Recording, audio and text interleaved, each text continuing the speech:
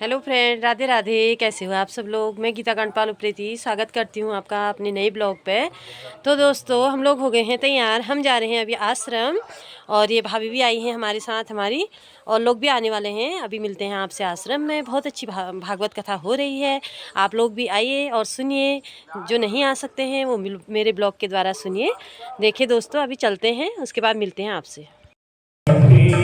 भारत भूमि बलिहारी ऐसे सतगुरु की आनंद ही आनंद करत रहा बलिहारी ऐसे सतगुरु जी आनंद ही आनंद करत रहा बलिहारी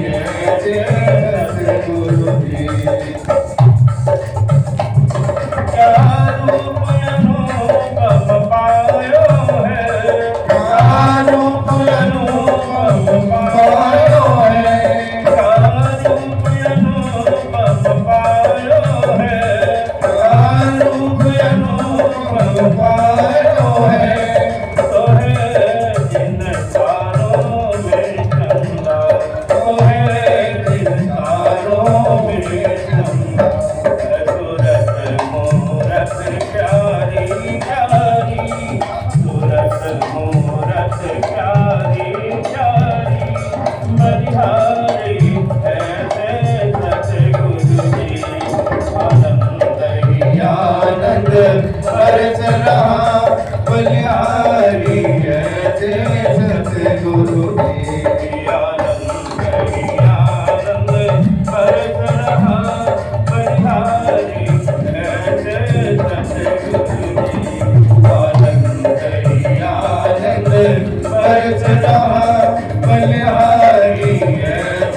सतगुरु जी।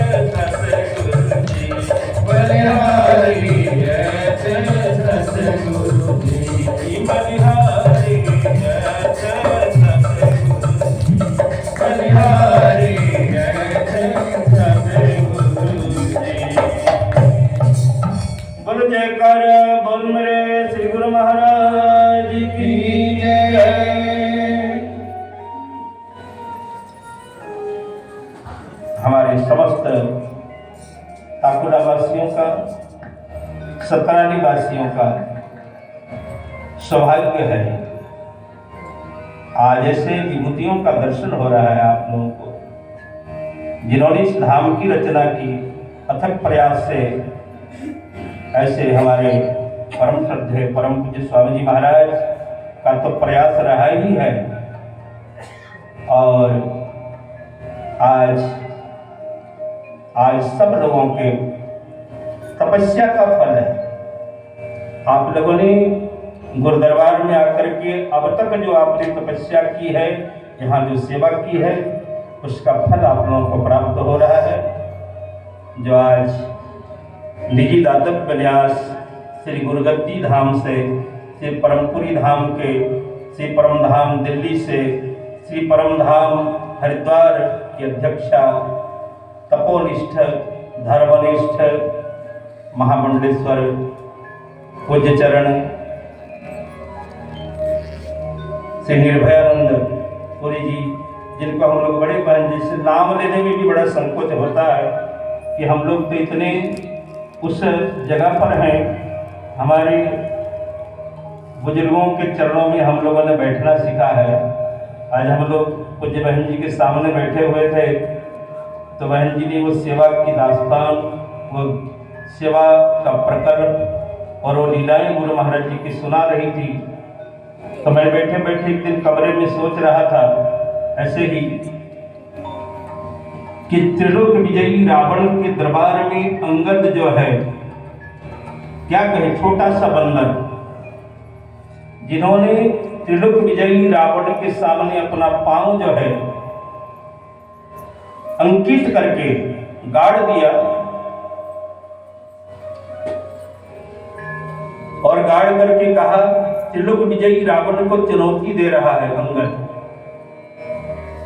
कि तुम्हारे दरबार में ऐसा कोई वीर हो कि जो मेरे पांव को हिला भी दे तो मैं अपने माता जानकी को हार करके अपने स्वामी को लेकर के मैं जो है वापस चला जाऊंगा। आप विचार करिए, अंगद के अंदर इतना बल है, अंगद के अंदर इतना कोई बल नहीं। बिनती कौन वीर में तिनकी, अस दुर्दशा किन्नी कपि जिनकी। तो संसार के जितनी भी विद्याएं हैं, जितनी भी विद्याएं हैं,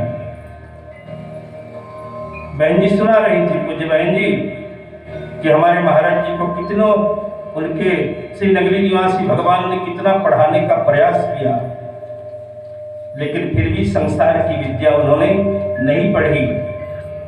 तो गुरुदेव भगवान ने, श्री नगरी निवासी भगवान ने आशीर्वाद देते हुए कहा, बेटा संसार की पढ़ाई में तुम्हारा मन तो लगता नहीं है, लेकिन तुम्हें मैं ऐसी विद्या दे दूंगा जो संसार के पढ़े लिखे तमाम लोग तुम्हारे चरणों में आकर के झुकेंगे, तुम्हारे चरणों में आकर झुकेंगे। वैसे ही न कुछ पाया अमीर बन के, न कुछ पाया फकीर बन के, जो कुछ भी पाया है तो पाया है केवल गुरुदेव भगवान का होकर। इनके चरणों में सेवा करते हुए जो कुछ भी मिला है और महापुरुषों के चरणों में बैठ करके जो कुछ भी मिला है वो प्रसाद स्वरूप जो है जगह जगह है वाणी की सेवा के माध्यम से जो है बांट रहे हैं।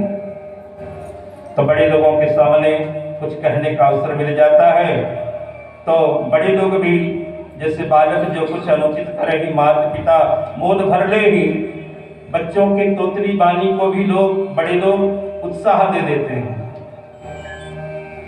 हम लोग तो उस अवस्था में हैं कि कहते हैं कि हमारे शास्त्रों में कहा गया है, आत्मनाम गुरुर्नाम नामाति कृपणस्य च और श्रेयस कामों गृहणिया ज्येष्ठा पत्र कलत्रयो। हमारे शास्त्रों में कहा गया है अपना नाम, आत्मनाम गुरुर नाम, गुरु लोगों का, बड़े लोगों का नाम अपने मुख से बार बार नहीं लेना चाहिए। और नामाति कृपण से, अति कंजूस व्यक्ति का, कृपण व्यक्ति का भी नाम नहीं लेना चाहिए।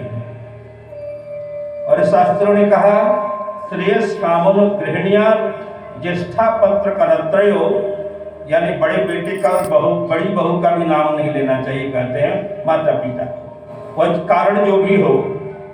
इसलिए आप सभी क्षेत्रवासियों का बहुत सौभाग्य है, बड़ा पुण्य है। और आज यहाँ पर अनेकानेक महापुरुषों का आप सब लोगों को दर्शन हो रहा है। समस्त ताकुला वासियों की तरफ से भी और मैं व्यास गद्दी से बारंबार नमन करता हूँ। तो हम सब लोग उस भागवत के क्रम में चल रहे थे। रुखी तो न खाओ प्रभु भी तो लेते जाओ, रूप अपना क्यों मुझसे छुपा रहे। तेरा मेरा एक नूर फिर काहे को हजूर, तूने शकल बनाई है ये स्वान की और मुझे ओढ़नी ओढ़ा दी निशान की। जर्रे जर्रे में है झांकी भगवान की और किसी सूझ वाली आंख ने पहचान की। ऐसी हमारी आपकी नजर बन जाए, इसके लिए ही हम सब लोग गुरु दरबार में सेवा करने आते हैं। आप लोगों ने पहले भी सुना है, लेकिन जो है बार बार कभी कभी याद दिलाते हैं। जब हमारे गुरुदेव भगवान अपने गुरुदेव भगवान की सेवा में थे, जब हमारे गुरु महाराज जी अपने गुरु महाराज की सेवा में थे, तो कहते हैं कि उनके बचपन का मित्र स्वप्न में एक बार गुरु महाराज जी के चारपाई के नीचे सोए हुए थे हमारे गुरु महाराज जी, और उनके बचपन का मित्र स्वप्न में आया। और स्वप्न में आया तो बचपन का मित्र जो होता है वह बहुत बड़ा जो है अलंकार के शब्दों से संबोधन नहीं करता है, तो बचपन का जैसा नाम होता है उसी नामों से ही पुकारता है। तो आप सब लोगों को मालूम है हमारे गुरु महाराज जी के बचपन का नाम केवल है। तो उस मित्र ने कहा, केवल तुमने जो है इतना समय व्यतीत होगा, बड़े दिनों के बाद मिले हैं, बताओ तुम्हें क्या मिला? मैं तो पढ़ लिख करके बड़ा ऑफिसर बना, आज मेरी इतनी तनख्वाह है, इतनी सैलरी है, तुम्हें भी कुछ मिला? हमारे गुरु महाराज ने झाड़ू उठाया और अपने गुरु महाराज जी के कमरों में झाड़ू लगाया, और झाड़ू लगा करके जो कुछ भी उसमें कूड़ा जो है इकट्ठा हुआ, उस कूड़े को ऐसे हाथ में लेकर के अपने मित्र से कहा, मित्र मैंने तो ये मिला है। उनके मित्र ने इस हाथ को झटक दिया, ऐसे झटक दिया, और झटक दिया तो क्या दिखा कि जो हाथ का कूड़ा जब बिखर गया उस कमरे में जब गिरने लगा तो गिरते गिरते जो है वो सोना चांदी हीरे मोती माणिक से वो जो है बेशकीमती लाल में वो कूड़ा बिखर बदल गया, लाल में बदल गया। गुरु महाराज जी मोतियों को चुन रहे थे, तब से नगरी निवासी भगवान ने आवाज दिया, और गुरु महाराज जी हमारे जो उठ करके हाथ जोड़ करके बैठ गए।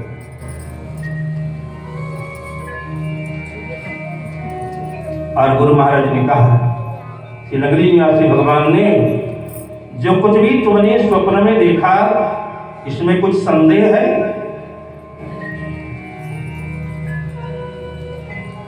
इसलिए गुरु दरबार का कोई भी सेवा है, गुरु दरबार की सेवा, गुरु दरबार की मिट्टी भी चंदन से कम नहीं। आज हमारे दरबार के महापुरुष लोग यहाँ बैठे हुए हैं, आज उन्हीं सेवा की खुशबू लेकर के संपूर्ण भारतवर्ष में, संपूर्ण जगत में भ्रमण करते हुए गुरु महाराज जी का संदेश सुनाते हुए और गुरु महाराज जी के नाम का प्रचार प्रसार कर रहे हैं, और भूले भटके जीवों को दर्शन दे करके उनके मन बुद्धि, उनके चित्त को हर्षित कर रहे हैं, और उनका कल्याण हो रहा है, उनको सेवा का मौका मिल रहा है, जगत के जीवों को, जगत के लोगों को, भक्तों को। इसलिए आज कुंती माता ने बड़ी सुंदर स्तुति की है, अंतर बहिर अवस्थितम फिर भी अलक्षम। भगवान ने कंधे पर हाथ रखा और कहा, बुआ जब आपका इतना प्रेम है तो आज मैं जाता ही नहीं हूं। और अपने बुआ के कमरे में गए। कुंती बुआ ने कहा, कन्हैया आज मुझे कुछ मांगने का मन हो रहा है। भगवान ने कहा, बुआ मांगो, क्या मांगना चाहती हो? तो कुंती माता ने बड़ा सुंदर वरदान मांगा है, विपदः सन्तु न शाश्वत तत्र तत्र जगद्गुरु भवतो दर्शनं यस्या अपुनर्भव दर्शनम्। अपुनर्भव दर्शनम् विपदः सन्तु नः। हे द्वारकाधीश, हे कन्हैया, आज मुझे बात समझ में आई कि मुझे कुंती के जीवन में हमेशा दुखों के बादल छाए रहे, और कन्हैया जब दुख मिलता है तुम्हारी बड़ी याद आती है, और जब तुम्हारी याद आती है तो भाव दर्शन नहीं होता है, संसार का दर्शन नहीं होता है। अब पुनर्भवानाम जीवन मुक्तानाम दर्शनम, जब तुम्हारी याद आती है तो जीवन मुक्त महापुरुषों का दर्शन भी होता है, और तुम्हारा जब दर्शन होता है तब जानिए संसार का दर्शन भी नहीं होता है। तो कुंती माता ने बड़ी सुंदर स्तुति की। भगवान जो इंद्रप्रस्थ में हस्तिनापुर में ही रुक गए और दूसरे दिन पांडवों को लेकर के कुरुक्षेत्र के मैदान में पहुंचे, जहां पर पितामह भीष्म बाणों की सैया में पड़े हुए हैं। और पांडवों ने बारी बारी से प्रणाम किया। अर्जुन को देखते ही पितामह भीष्म ने कहा, अरे अर्जुन, आज तुम्हारा सारथी नजर नहीं आ रहा। तब भगवान द्वारिकाधीश सामने हुए और द्वारिकाधीश भगवान को देखते ही पितामह भीष्म ने कहा, सदैव देव भगवान प्रतीक्षता कलेबरम यावदिदं हिनोम्यहम् प्रसन्नः स रुणलोचनल्लसन् मुखाम्बुजध्यान पथश्चतुर्भुजा। सदैव देव भगवान प्रतीक्षता। आज तक मैंने आपकी प्रतीक्षा की, अब थोड़ी सी प्रतीक्षा आपको हमारी भी करनी पड़ेगी। क्या प्रतीक्षा करनी पड़ेगी? पितामह भीष्म ने कहा, यावद इदम कलेवरम नोहिनोमि तावद भवान प्रतीक्षता। जब तक इस कलेवर को, इस शरीर को छोड़ करके मैं तुम्हारे धाम में प्रवेश न कर जाऊं, तब तक किसी प्रकार मेरी नजरों के सामने खड़े रहना। और खड़े भी कैसे रहना है? एकदम जो है प्रसन्न मुद्रा, प्रसन्न हासा। जरा भी खड़े खड़े जो है मुखमंडल उदास होता है, पितामह भीष्म डांटते हैं, क्योंकि दादाजी हैं, डांट भी सकते हैं। उन्होंने कहा कि ऐसे लटका हुआ मुख देखने के लिए थोड़ी खड़ा किया, जब तक खड़े हो तब तक जो है एकदम मुस्कुराते हुए प्रसन्न हासा मुखाम्बुजः ध्यान पथः चतुर्भुजः। और एकदम उसी समय युधिष्ठिर महाराज ने अधिकारिक प्रश्न किए पितामह भीष्म से। राजधर्म, प्रजाधर्म, पुत्र धर्म, पिता धर्म, अनेकानेक धर्मों का वर्णन किया। और पितामह भीष्म ने कुछ संक्षेप से कहा, कुछ विस्तार से कहा, और जो है सबका उत्तर दिया पितामह भीष्म ने।